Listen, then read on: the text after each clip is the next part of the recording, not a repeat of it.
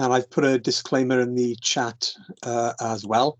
So just so everyone is aware, the training session will be recorded and made available to staff and students, and your comments and questions, both verbal and text-based, and likenesses, if using a webcam, may be included in the recording as well. So thanks for coming today. My name's Chris Carter. I'm one of the digital skills developers here at Cardiff Met, and this is one of the daily digital micro webinars. So it's basically a short webinar that's going to share some useful digital skills, hints and tips here at Cardiff Met. And today we're going to be looking at how you can improve your images with some basic image adjustments in Photoshop there. So we're not going to cover absolutely everything on the topic, of course. It's just a little bit of a taster, but it will cover some of the most useful options there. So the way the format's going to work, I'm going to just do a little talk for about 10 minutes or so, and then we'll have a question and answer session at the end. So I'm just going to go ahead and turn everyone's mics off for the moment. Reactivate those toward the end of the session there. Okay. So Photoshop. I know that not everyone will have access to this, but a good number of people should be able to access it. And a lot of the information I'm going to cover here doesn't apply just to Photoshop. It also applies to other image editing image editing programs in general as well. So in Photoshop itself, it's before you can actually adjust any images, it's worth knowing how these images are made up. So images digitally are made up of 3 color channels. Usually there are some formats that are different, but usually it's 3 color channels. So you've got your red, your green, and your blue, and those different color channels represent how an image is made. And I can show you that in Photoshop here. So we've got this Imperial War Museum image, and in Photoshop there's a channels option, which is just here. And if I click on that, this will break that image down into those red, green, and blue channels. And I can see here the top layer is the RGB, which is a combination of all the colors, which gives me that image. But if I turn that off, we can just look at, for example, just the red channel.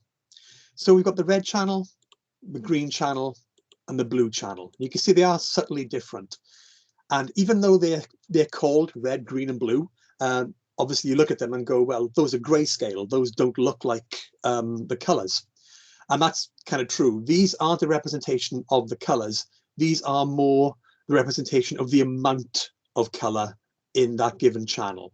So if you're looking at the red there, this red channel, where all the gray is, the lighter areas of the image represent a higher concentration of that given color, and a darker area of the image would be a lower level of that color. And this is the same for all of these here. So it's you'll see it looks grayscale, but they actually do represent all the different color values. So when you're doing an adjustment of an image, when you're working to try and change the color quality or the brightness of the contrast or anything like that, what you're doing essentially is adjusting the tonal range of an image. And the tonal range is the amount of pixels that make up the image that are dark compared to the ones that are lighter. So it's it's an entire range of brightness essentially. So within Photoshop, you've got a couple of options for auto adjustments, and those are usually the quickest and simplest ways to try and make your pictures look a little bit better. And what this setup I've got here is going to show you that. So I've got this original image here, which you can see, and then I've set up a couple of other layers on top of it, where it's the same image just duplicated 3 times, and I'm going to apply the adjustments to each one to show you that the effect that they have. So this should give you a nice example of how it works. So let's turn off the original image. So there's nothing there now. I'll start off with the auto tone. So we'll see what auto tone will do to this image. So auto tone can be found under the image options. You've got auto tone up here. And the way this will work is Autotone will look at all of the color values individually. So it'll look at the red channel, it'll look at the green channel, and then it'll look at the blue channel. And it goes into each of these three channels, and it looks at the darkest pixel in each one, and it sets that to black. Then it looks at the lightest pixel in each one, and it sets that to white. And then all the other values in between that, it redistributes them and kind of spaces them out a little better there. And it does that individually for each channel. And then after that, it combines them back for the main image, and that can give quite a dramatic difference. So let's try that here. Let's see what it does. If we click Autotone, and as you can see straight away, it's increased the contrast of the image there. It's suggested everything, and it's given already a bit more of a punchy kind of image. So then, by the same kind of token, you've got the auto contrast buttons. So if I turn that layer off, let's turn on the auto contrast layer. So that's the original image there again. And again, under the image menu, you've got auto contrast. So auto contrast, that kind of works the same way as Autotone did. But instead of doing all the adjustments to each individual channel and then combining them, what auto contrast does is just looks at the image as a whole. So it doesn't adjust each channel individually, it just adjusts everything all at once as one composite image. So because it does this, because it's not changing the individual color channels, this means that auto contrast doesn't change the actual colors of the image, it just changes the contrast. So this is a good choice for images where you don't want to change the colors, you just want to give the image itself a bit more pop or a bit more oomph, you know, just to kind of make the darker areas a bit darker and the lighter areas a bit lighter. So let's have a look at auto contrast and see what that does to the original image. And as you can see there, it's darkened the dark areas and lightened the light areas, but the original image had quite a sort of a greenish bluish tint to it, and auto contrast has kept that kind of tint.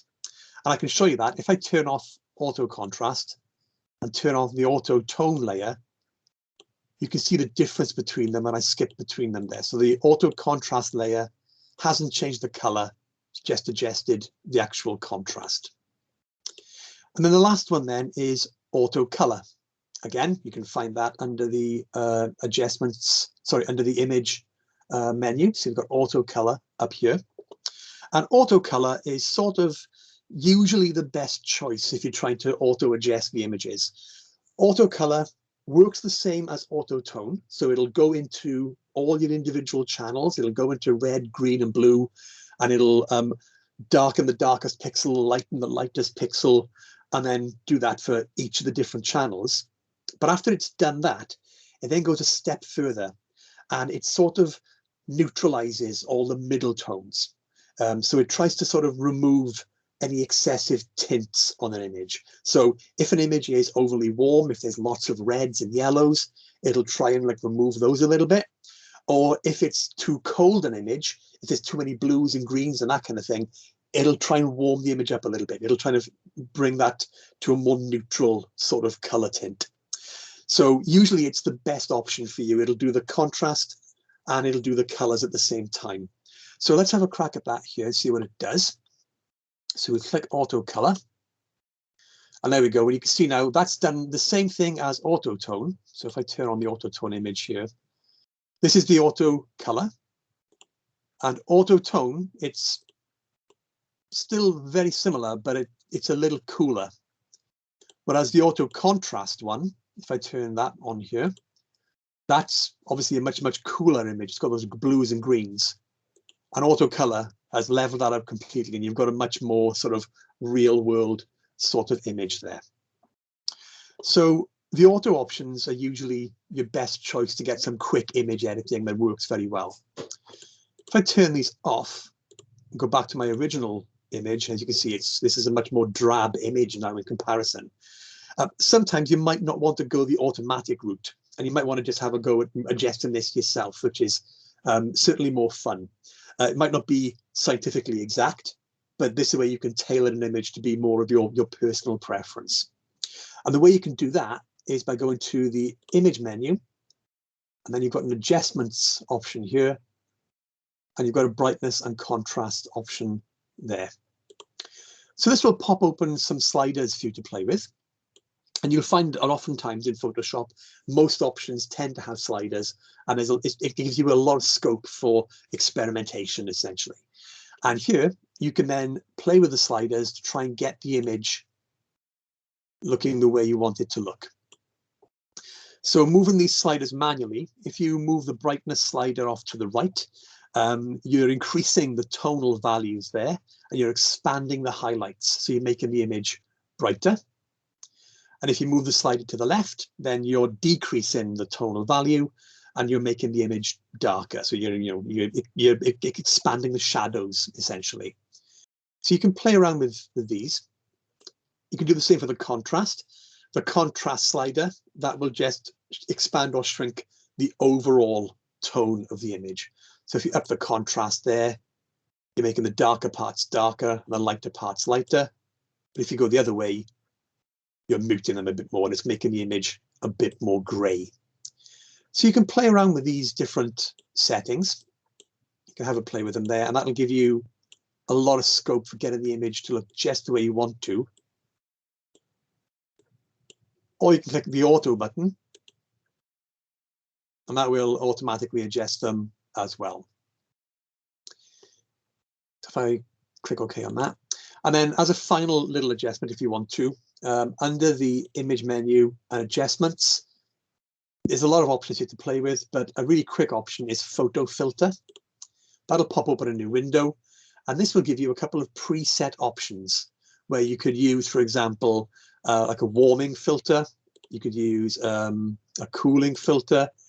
You can use different color tints, and you can change the opacity of these as well. So you can make them stronger or weaker. And this is another way of doing some very quick filtering on your images to try and get them looking, a little bit more exciting. So I'll cancel that one off there. So I'm just going to go ahead now and open up the microphones for everyone. And at this point, if you've got any questions, feel free to ask away or pop them in the chat.